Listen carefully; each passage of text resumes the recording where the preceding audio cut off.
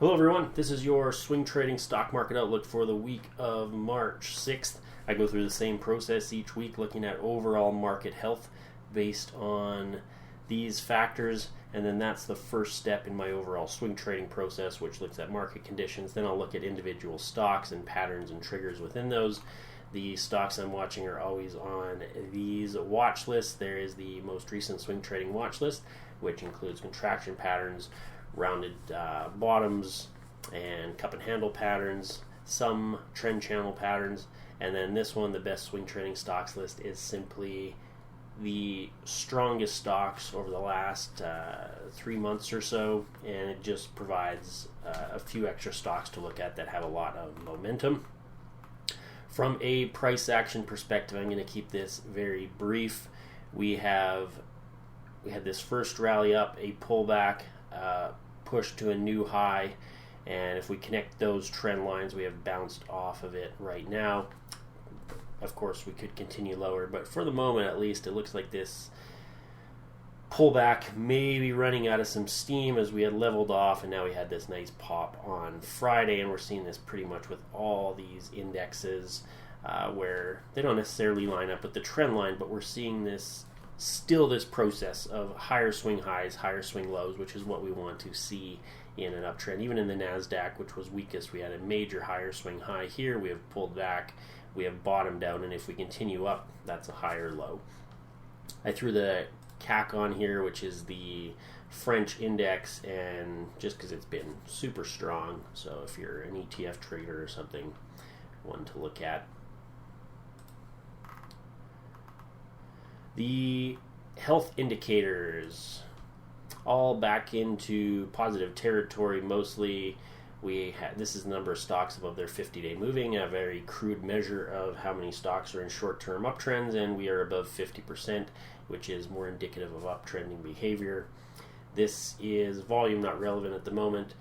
This is the daily percentage movement of the S&P 500.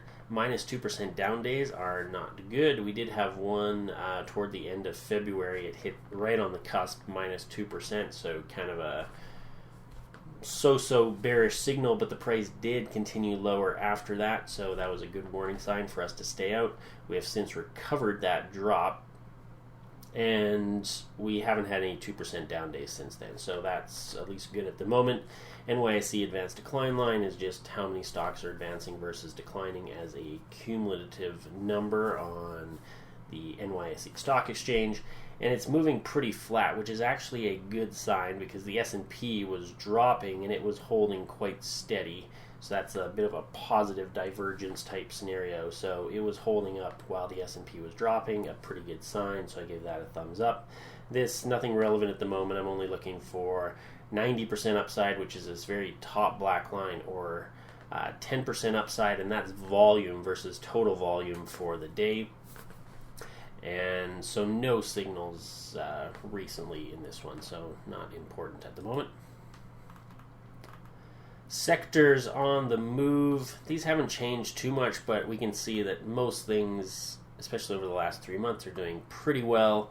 The ones that I don't really trade a lot of anyway, or find I'm not taking trades in because I'm always looking for stocks that are doing very well, strongly performing. Utilities, consumer defensive, I don't trade very often anyway, unless it's for like a long-term trade or something like that. So overall, these sectors, basic materials, consumer cyclicals, communication services, technologies, industrials, financials, these are the ones that we find kind of in the top area over the last month, over the last 3 months, and these are the sectors that maybe you could put a little more focus on. Again, I just scan, and usually most of the stocks I'm finding are, if they're really strong stocks, are going to be in these sectors anyway, but if you wanted to filter down your list, you could just look in these sectors. So what am I doing right now? Well, this week I'll be buying setups if I like them, because market conditions say it's okay to do so, and of course I'm also day trading a nice little more steady type of trading activity as opposed to swing trading where we have this, okay, we're trading this week, taking trades this week, okay, conditions are bad, we're not taking trades this week.